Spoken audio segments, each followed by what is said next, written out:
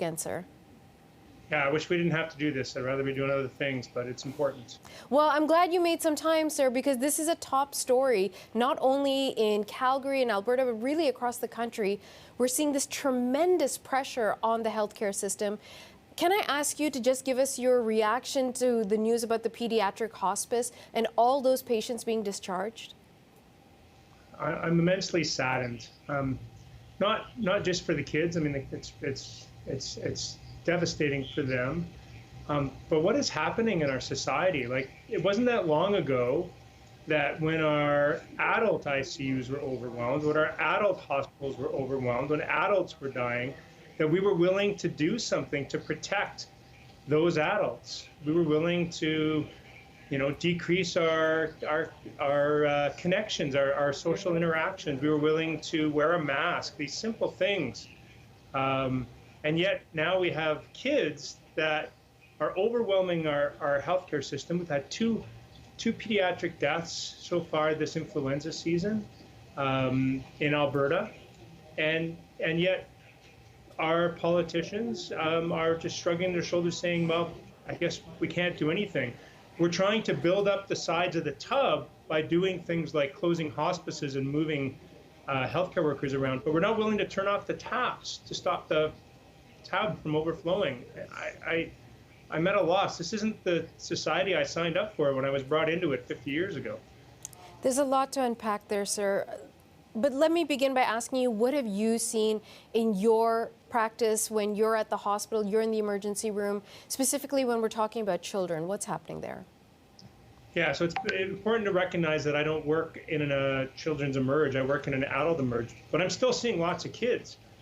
Part of that is because when you look at the wait times on our internet site, the wait times are often 5, 6, 10 hours at the children's hospital, and ours are shorter at our emerge. And so, rightfully, parents are bypassing the children's hospital to come visit us, and so we're seeing more and more sick pediatric kids. And I'll be honest with you, it's hard. I didn't train as a pediatric emerge doc. I know the basics. I can do a pretty good job, but I'm no pediatric emergentologist. And they exist because they provide a service to those kids, and that those hospitals provide a service to those kids that we can't do. And so it's very stressful as an individual having to deal with these sick kids in our facility. We do it because we have to. You mentioned a moment ago, we need to turn off the taps. Can you help me understand what you mean by that? Well, I mean, we've gone through how many waves of airborne respiratory illness now? I think I've counted 7 for Alberta. And for 5 of those, we actually did something. We actually recognized that there were things that we could do to mitigate the spread. And that meant decreasing our interaction, decreasing our unmasked interaction indoors. And I'm actually feeling pretty confident now. We've learned to the point where if we are wearing a good respirator style, N95 style mask, that you can mingle indoors. But yet we're not being advised to do that. And of course, ventilation, filtration, preferentially mingling outdoors rather than indoors. These are all practical advice that I'm not hearing from anybody.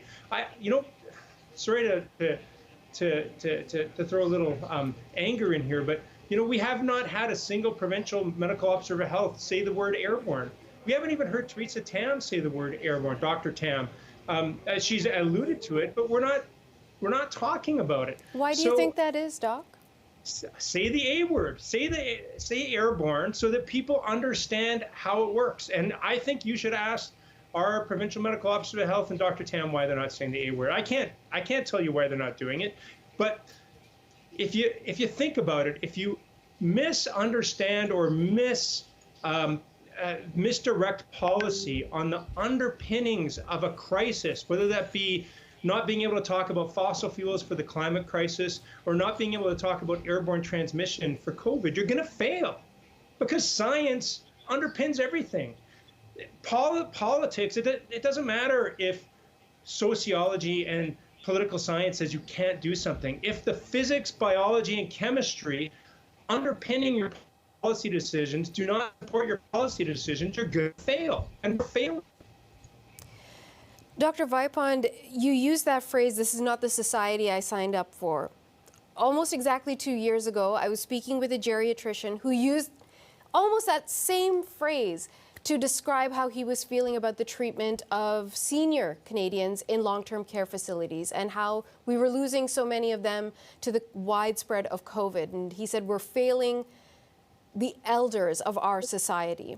And right now, what you said makes me feel like we're failing the youth of our society. Is that what you're alluding to, that this isn't? What did you mean when you say this is not the society you signed up for? I think you're nailing it. This idea that if I'm safe, then it doesn't matter if other people are unsafe, right? Like the idea behind gathering our tribes together into one kind of society is that we take care of each other. Everyone's heard the story of the first sign of an actual civilization was when we found a bone of a healed femur, because it meant that people were willing to care for that human that had an otherwise, deadly injury. They cared for that person until they were able to walk again. And that was the sign of what made us civilized. And we've lost that. I just want to point out that this is all resulting from a series of misinformations that have been spread by our leaders. This results from COVID is not asymptomatically spread. COVID is not airborne spread. Kids don't get sick in schools. Kids don't transmit in schools. They are less likely to get transmit to their parents at home. They're less likely to get severe illness. Omicron is mild. What was the most recent one? We're all going to get it, and that's okay. Hybrid immunity is better for us. We need to get the illness in order to protect us from getting the illness. These are all mistruths that have followed us through the pandemic, and it's led to this moment. And unless we start dealing with those mistruths from our leaders, we will fail. Dr. Joe Vipond, I know you'd rather be doing other things, sir, but I'm really glad you made some time for us today. Thank you. Thanks for having me on.